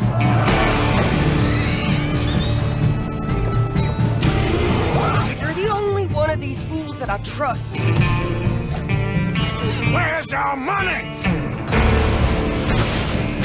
Do you have my back? Always, Dutch. Product not yet rated. All right, so that is the Red Dead Redemption 2 trailer. I'm very excited for Red Dead Redemption. I wouldn't say I'm a super fan per se. Well, no, I guess I would be. I'm a really big fan of the game. You have not had a chance to play the first Red Dead, have you? I'm in Mexico in it right now. You're playing it back on that PlayStation program. Yeah, PS Now. Yeah. So I've been playing through it. I'm not finished yet, but I'm down in Mexico. I don't know how far. I don't know where it ends, so I can't really tell you how far I'm through it. But I'm really looking forward to this. This is one of the reasons why I got the PS4 in the first place. Was The Last of Us, and then Red Dead Redemption, and so I'm gonna get this one. Another one I'm really looking forward to is the new Far Cry game. I think that's another one that I may get on the PS4. I don't know if I'll get that on PS4. I think it'll be for PC. I mean, I may get it on PC. I don't know. Depends on how much online stuff there is. If it's totally a single player game, I'll probably do it on just PS4.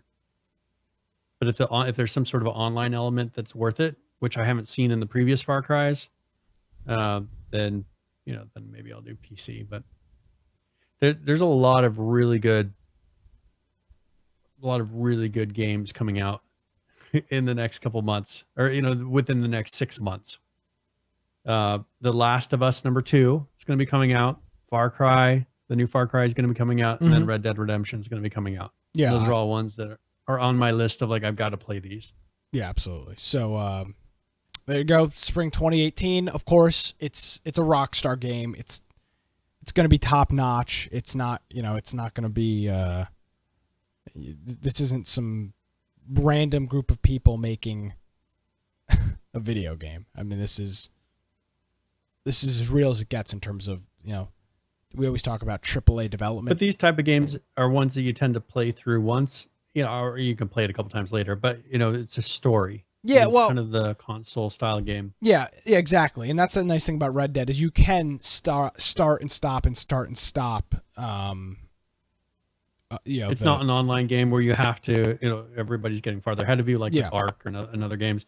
And it's not one of those where you just totally lose. It's kind of like, GTA is the same way. You can kind of pick up and continue your story whenever you want with GTA, and nothing is hurt. Exactly. And that's how I've always played GTA. Like, I still haven't beat the story. I'm somewhere close to the end. I haven't even started it. For like GTA 5. Haven't even played it. I can't believe you. You played online, pretty much. That's it. Oh, that's all I've played is online. Yeah. See, Wait, that's not true. I did do a little single, but I think that was on the Xbox. I don't think I played it on PC. No, you're right. I did. I did play a little bit of the single player on PC, or excuse me, on console. And then when I got on the PC, it asked me to transfer, and I didn't. So yeah. But the cool thing about, if you haven't played a Red Dead Redemption game, if you can get your hands on either an Xbox 360 or a PS3, or do the PlayStation Now thing with the PS4 like Brian's doing, highly recommend Red Dead Redemption. It is an awesome freaking game, and it's not. It's everybody loves it. It's a really cool game. Yep. I've never seen someone that says, "Oh, I hated that game." Yeah. I haven't run into them yet. So I'm sure somebody in our chat room feels that way. Yeah, there will be somebody. There'll be somebody. All right, so let's go ahead, and I just wanted to mention on Unturned. Okay. So there's some changes here. 3.20.7.0, and this was on the 29th. They put this update out. So here's something, and I want to get your opinion on this. They added ability for arena maps to spawn players with items. For example, Alpha Valley's config file. So do you think they're kind of moving into the whole possible battle royale arena style, allowing those kind of mods? They'd be stupid not to, right? So he's adding it to where you can spawn people in that can have a starting set of equipment to do an arena. So they'd be stupid not to. And then after that, it's tweaks and fixes. One thing that he did say is for the 4.0 versions, because they're on 3.20 right now, but he's been experimenting with new character design. And if you look, it's kind of like a Lego character in a way, but rather than having, so the actual clothing on the character is a mesh. So it's an actual object rather than being just a paint. Because if you look at like Minecraft and you look at this game, the characters, their clothing is just paint on top of the existing character. Like, it just changes the look of it.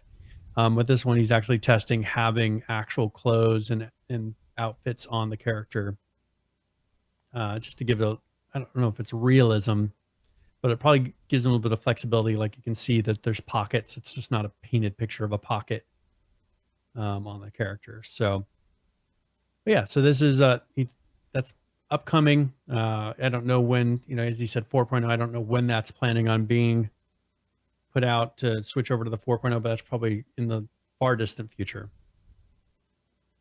Yeah.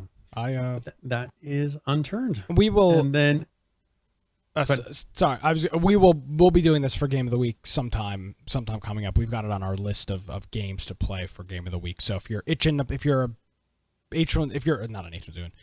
an Unturned fan listening to the show, know that in the next couple weeks into months, we have Unturned on our it on the list. Yeah, so we'll jump. And then also, this week is going to be Gary's mod. So boy.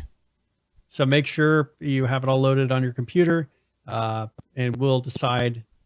Make sure you're on our Discord if we're going to do any mods or what exactly we're going to do. We'll figure out the game modes. Yeah, to be able to do. Probably. I've been wanting to do the Harry Potter's role playing. Yeah, that's not going to happen. Just to go and troll people. We'll probably do a little Trouble in Terrorist Town, a little prop hunt,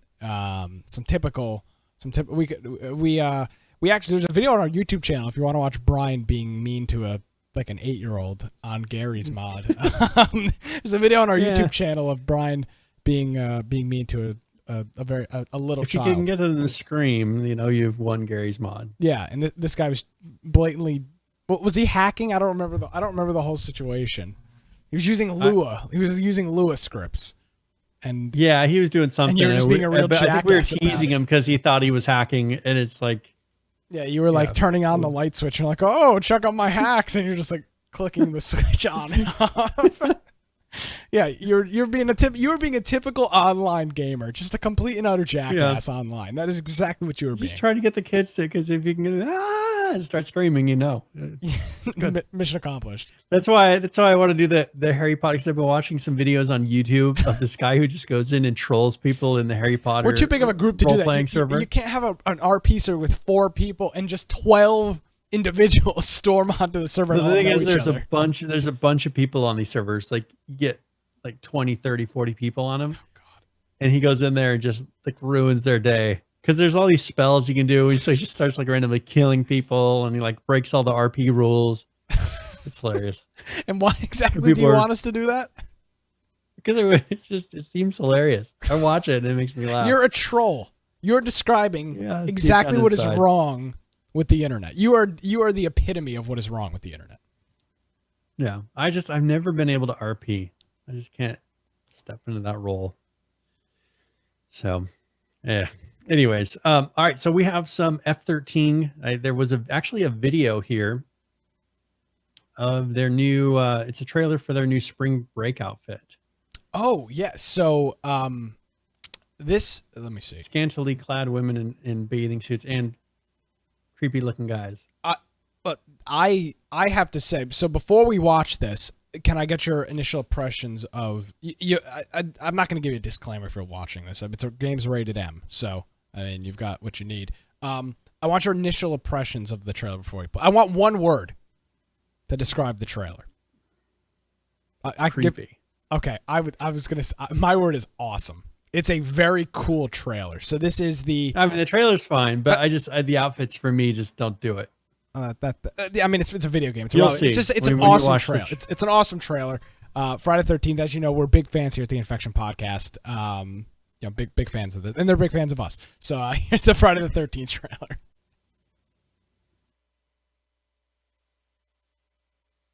And for some reason, there's no audio on this trailer. It is not muted. I don't know why. Let me refresh that. Oh, this is exciting. Rated M for mature. There we go. Okay.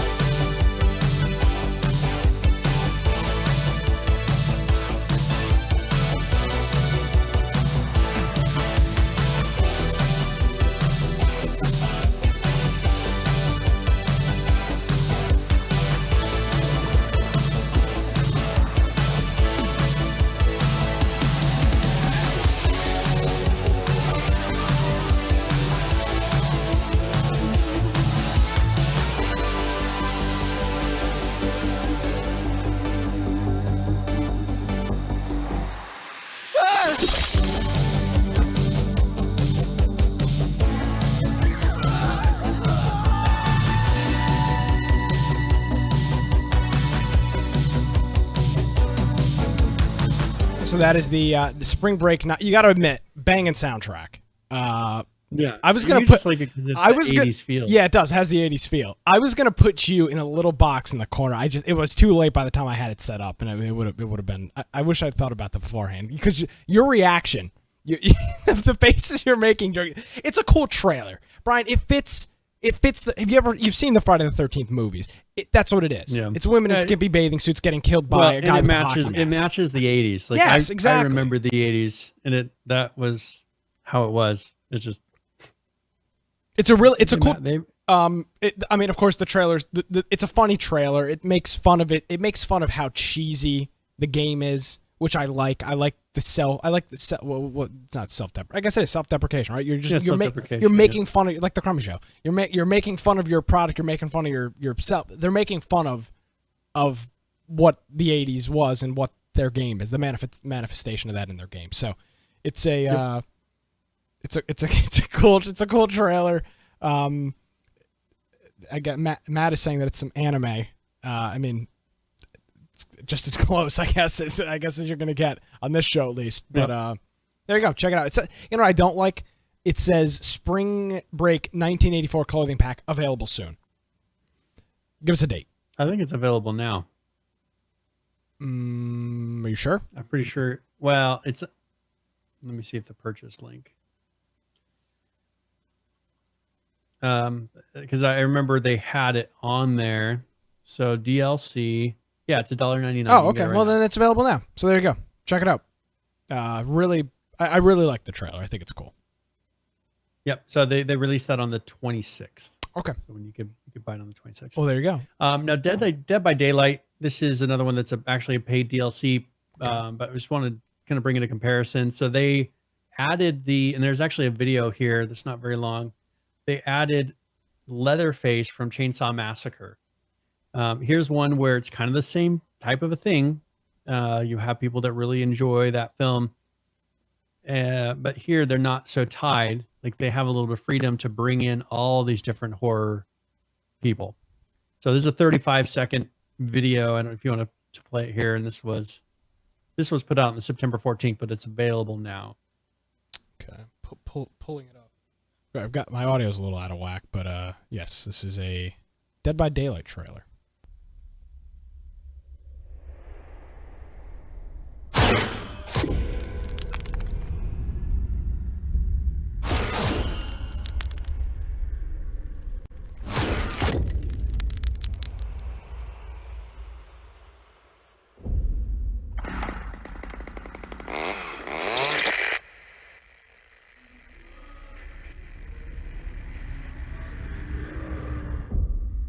And there you go. deadbydaylight.com/Leatherface for Yep. for this. So that is a DLC. You can get it for $3.99, and it gives you that character, so you can be Leatherface inside of the game. So I just wanted to give the games are very similar in a lot of ways.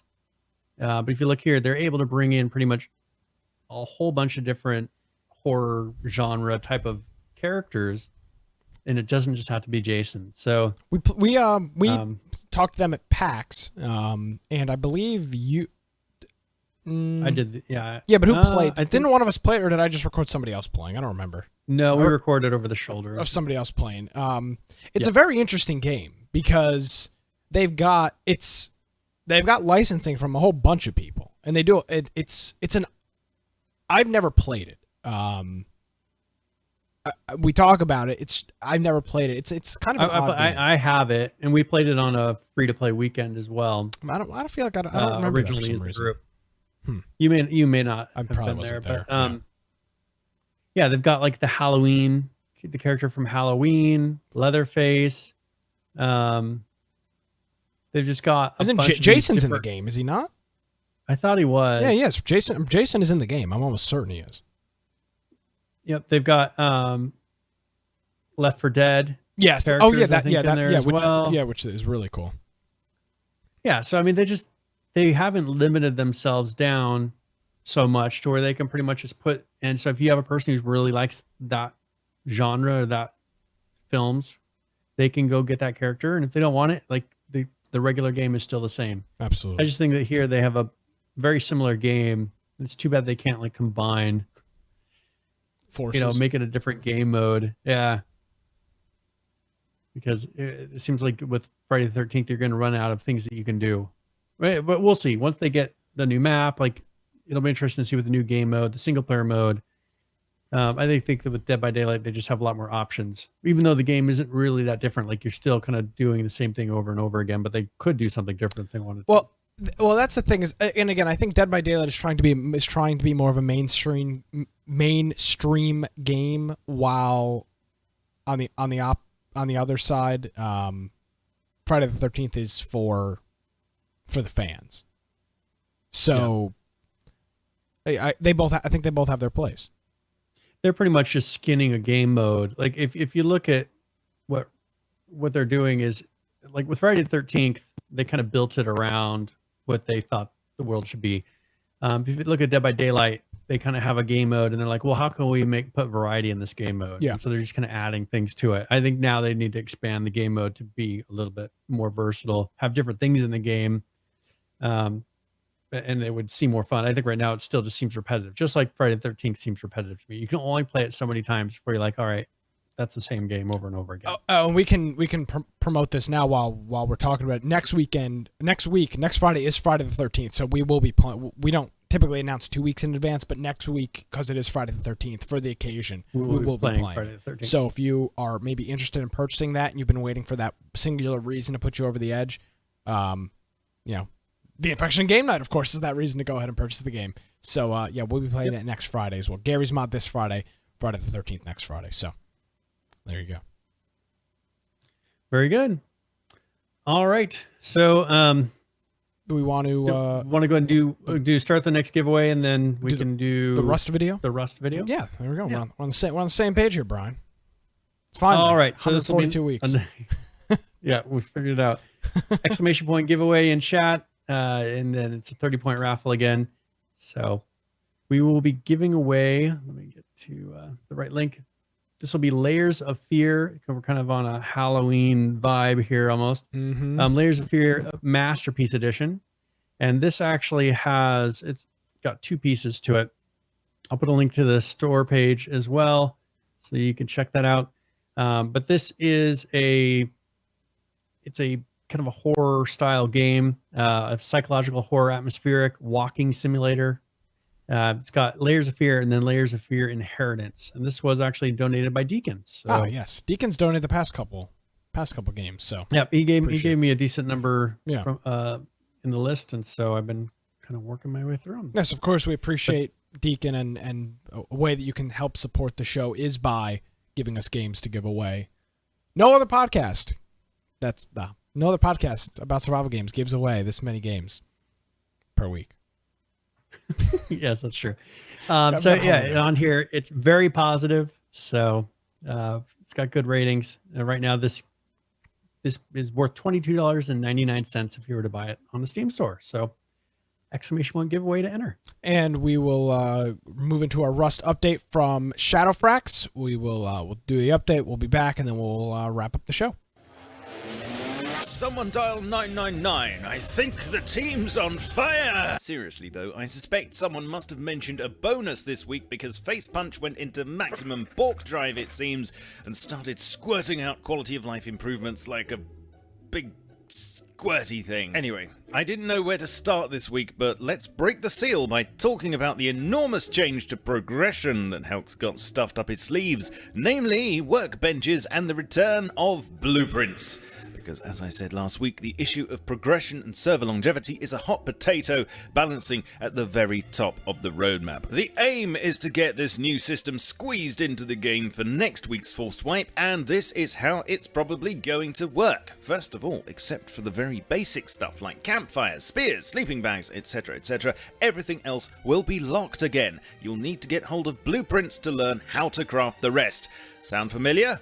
Indeed it should, but it's not going to be exactly the same as the old BP system. As well as components which will still be needed for crafting, you'll be able to find complete items in rad towns, which along with a specific amount of scrap can be inserted into a research bench for the guaranteed production of a physical blueprint. You can then either consume this to learn the recipe, which will stay in your character's brain on the server, or trade it with others, even via vending machines. The other side of the coin will be the introduction of not 1 or 2, but 3 tiers of workbench, with the last one being very difficult to obtain and required for things like AKs and C4. You won't be able to just skip straight to a tier 3 workbench either, as building one will require parts from a tier 2, which in turn will require parts from a tier 1. Another bonus, harking back to the good old days of Legacy, is that workbenches will increase crafting speeds for any items that are below their tier. For example, something that requires a tier 1 workbench to make will craft twice as fast at a tier 2 bench and up to 4 times faster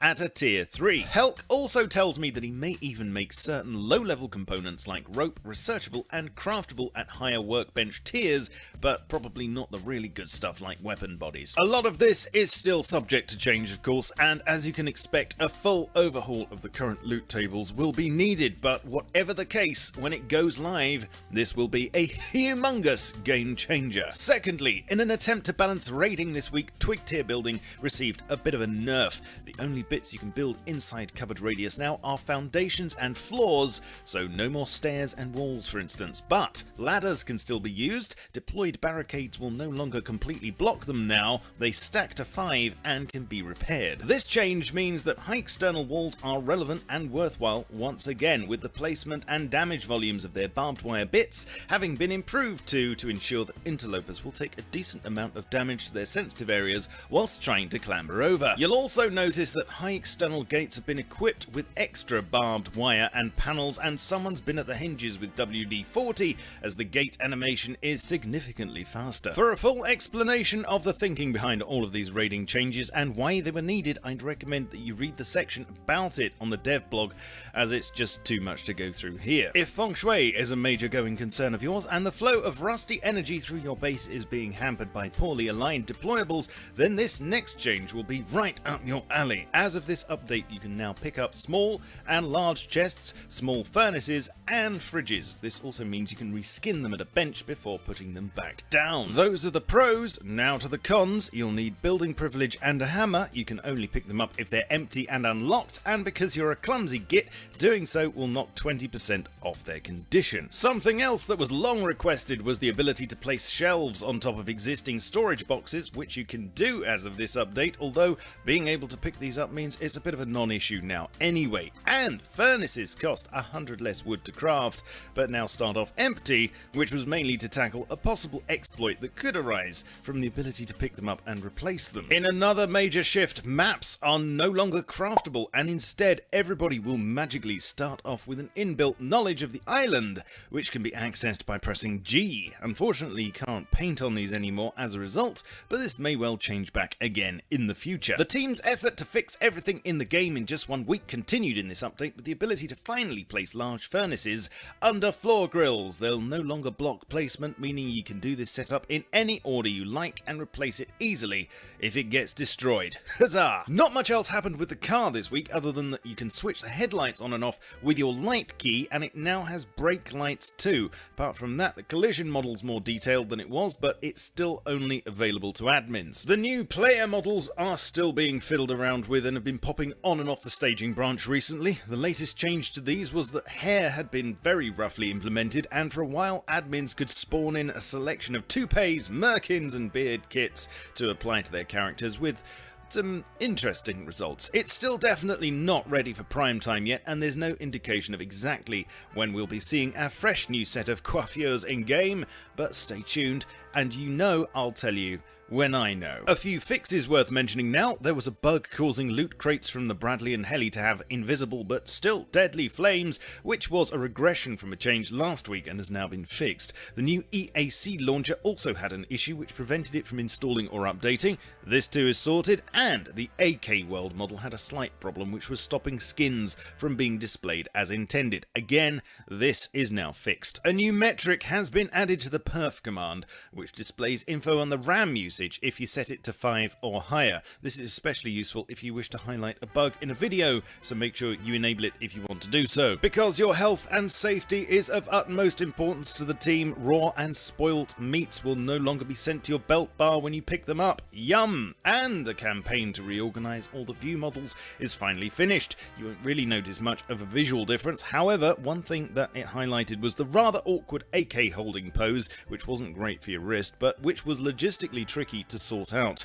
The solution was to implement 2 different poses for this, so when it's all merged, it should look a lot better. AI work continues. The new navigation technology has now been integrated, but it's still not quite ready to be inflicted upon us. Expect it soon, though. That their newfangled snow biome starting to look rather crisp, and although the iceberg models won't be ready for the forced wipe next week, it looks like the ice lakes will at least be. Here you can see progress on the ice sheets, which should enable access to the bergs without losing your balls to the icy water, and quite a few new and interesting iceberg shapes are coming. That should be a challenge to build on and defend. Lastly, some of you have asked what happened to that nail gun model I showed you. Well, it's been put on hold momentarily to allow work to start on a far more important item straight out of Concept Limbo. Yes, it looks like meat's back on the menu, boys, as the barrel barbecue is headed our way. Can you cook pies on a barbecue?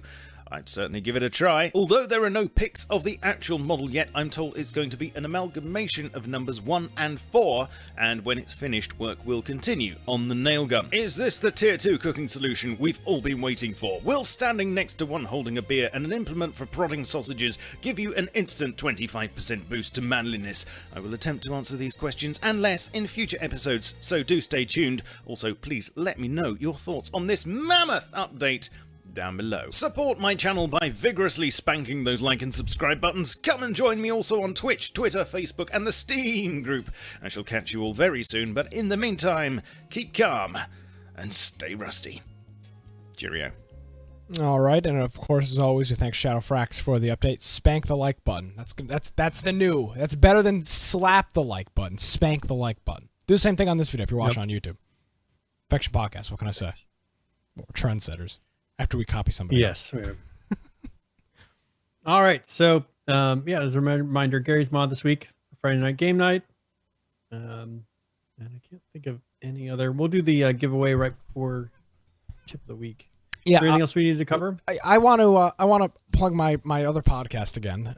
Kind of alluding to it the entire show, Brian. We've talked about in the past. You may have heard me talk about the Crummy Show, which was a show I've done in the past with my good friend Jake Zembrowski. He went to PAX with us this year, and Jake's been a friend of mine for a very long time. Grew up with him, and we used to do the show in person. And unfortunately, about 2 months ago, I moved, so we didn't do the show in person. But last week we connected, and we talked obviously, but we connected to do the show for the first time, and a new episode is out. So if you want to head over and check it out, it's like this show but without Brian. So it's not about really anything. If you want to hear me complain about Best Buy and Amazon, and we talked about the games coming out in the rest of the year. So all the big titles coming out throughout the rest of 2017. So if you want to check that out, crummyshow.com, thecrummyshow.com. If you like me, which, I mean, clearly from all the comments I've received, nobody does anyway. If you're a fan of me, I know there's Jay Delory. He'll back me up in chat. Jay Delory's a big fan of mine. He'll check out the show. But crummyshow.com. Check it out. Check it out. And we'll be back every week. Sundays. We release the show on Sundays, typically. So there you go. Very good.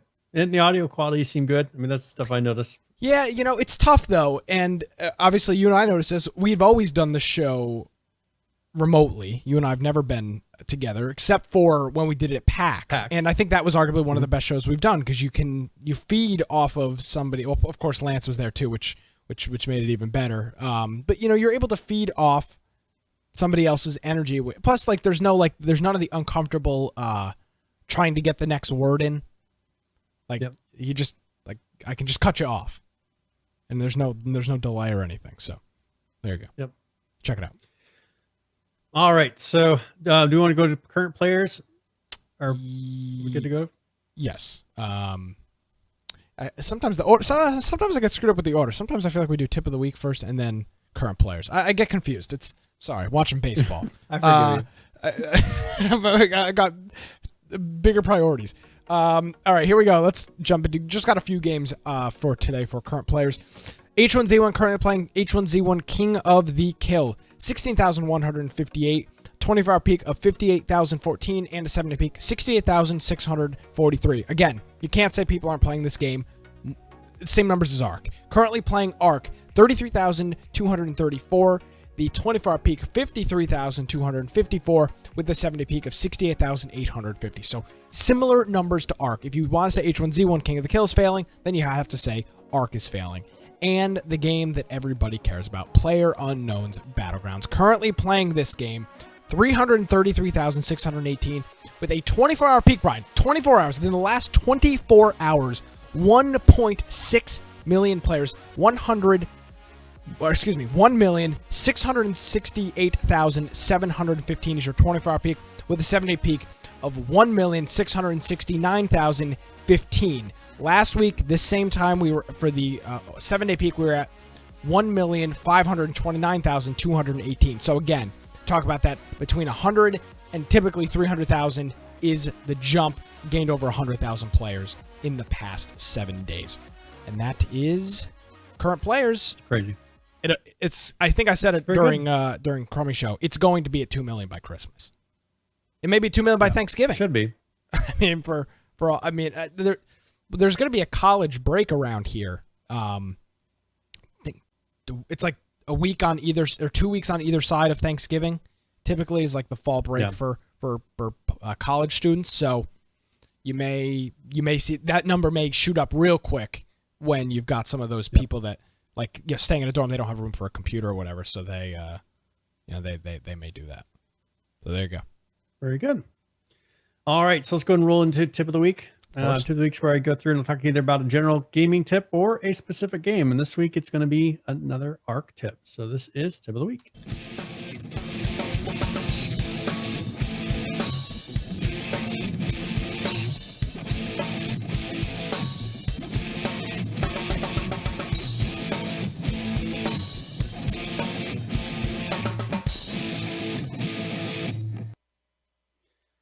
All right, so perhaps you decided to join our server and you're like, oh, I'm far behind, and you need a quick way to be able to quickly gain XP inside of Ark. I've got a couple tips here that will help you to catch up with everyone. One thing that you can first do when you get started on the island or on the map is to craft picks, torches, and some axes. That alone will give you a couple of levels initially.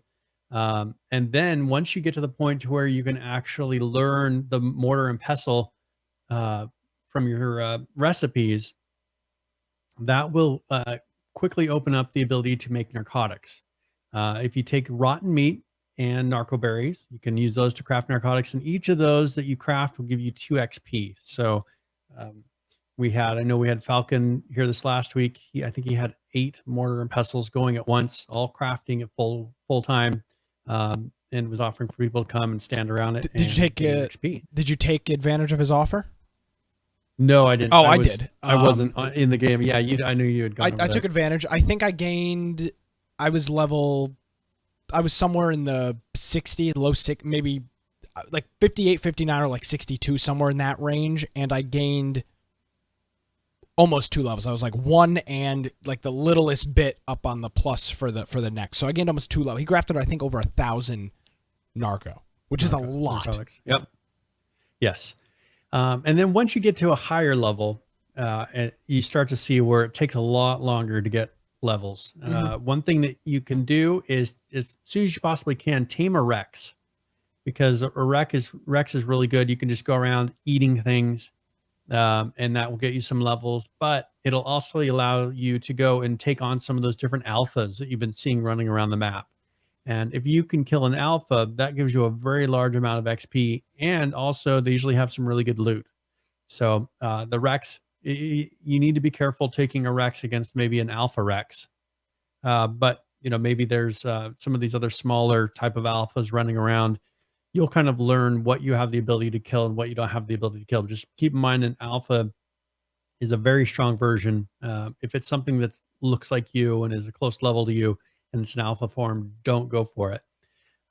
It's also important. One thing I wanted to mention just as a side note, once you're able to fly, I encourage you to go and get the highest level airdrops that you can get for your character, because inside of those, let's say, like I can go get the red airdrops. There's a lot of really good recipes inside of those airdrops that you can get for higher level armor and weapons that are like mastercraft level of those. So I would encourage you to go check those out, and then you will be able to craft those. Oh. Anyways, that's tip of the week. There Sorry. you go. What's going on over there, Brian? You can hear that in the background. The pig opened the door. But it's okay. It's the Infection Podcast. All right, I just yelled at Laura to take care of her. Yeah, no reason to yell. We're not playing Overwatch. Well, I can't hear it because I've got my noise gate on. I see the door open, and then it's loud enough to where I can hear it. I hear like into my headphones. I can hear grinding teeth. Yeah. It's Infection. So this is what we do here. This is a why homegrown show. Yeah, big fan of the show. All right, so let's go ahead and do this last raffle. Yes, sir. I will roll this. All right, so congratulations, Jay Delory. Jay Delory has won. I will send you the keys inside of your messages. So check your others folder inside of your Twitch messages. There you go, Jay Delory. Thanks for tuning in live tonight. And if you are interested in potentially winning a game that we give away 2 games a week, completely free. All you got to do is be in the chat room. You can do that. We are here live every Tuesday night, most Tuesday nights, 7 p.m. Eastern on our Twitch channel, twitch.tv/Infection Podcast. Pre-shows typically starts 5 or 10 minutes beforehand. Play some music. Did a little Tom Petty tribute today, a couple Tom Petty songs. And then we start the show, and then there's a little bit of an after show. So you can come hang out, and we have a ball. Yes. If you want to find me at Boise Computer on Twitter, or more than welcome, go check out my blog, biteoftech.com. Of course, as we've been saying, go to our website. There's lots of links. You can join up with our Discord, play some different group games with us throughout the week. Also, for instance, if you're into Battlegrounds, if you're into even H1Z1 or Elite Dangerous, whatever games you are, there's a lot of people in our group that have those games. Sometimes they just need a little bit of encouragement to play them. So join the group, send a message out asking if anyone wants to play, and you can usually get a group formed. So it's infectionpodcast.com on the right-hand side. There's join server right on the right-hand side. It's a green button. So also, if you're wanting to help support the dedicated server fund, if you just go to infectionpodcast.com/dedicated, you can donate to that. We are 32.5% of the way to there. We have $130. Once we get $400, we will buy that server, and then we will have a full-time dedicated server with a couple of different games on it. So yes, that is. Encourage you to support us in that way. That is the plan, and of course, we appreciate everybody that's contributed and everybody that's going to be contributing. We think this will be a good endeavor for the next level for us. Instead of in some cases, we're either kind of using Brian as a crutch with his server, or like when we played Conan the other day. Conan's probably a bad example, but when we played Conan, we had to rely on somebody else's server, which eventually shut down and didn't come back online. So this will alleviate some of those issues. So right in the middle when we were playing on it. Yeah, well, good thing is that nobody showed up and the game kind of sucks anyway. But infectionpodcast.com/dedicated. And of course, we appreciate everybody that's taking part in that.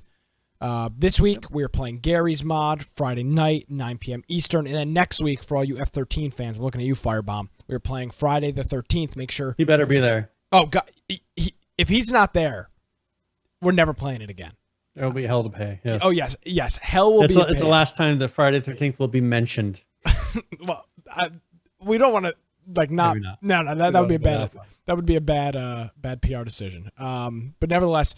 Gmod, show up for Gmod if you want to really see the Infection Podcast strive. Show up for Gmod and watch us go harass little children on the internet. It's going to be a lot of fun. So check it out. Make sure you have, if you're new to gaming, maybe you've never played Gary's Mod. You need to purchase Gary's Mod and Counter-Strike Source. Don't buy just Gary's Mod. You can't play. None of the textures load. It's a disaster. Purchase both. It's like $30, but nevertheless. Gmod tonight, or Gmod Friday night, Gary, Friday the 13th, the week after. Brian, thank you very much. Appreciate it, and we will we'll see you next time. Of course, you can check out The Crummy Show, crummyshow.com. Of course, you can check out our website, infectionpodcast.com. We've got links to everything that we do on the Infection Podcast website. You can follow me on Twitter at Nicholas M. Craig. Thanks, everybody, for tuning in live here on another Tuesday night. We'll see you next time for Infection. Have a great week, everybody.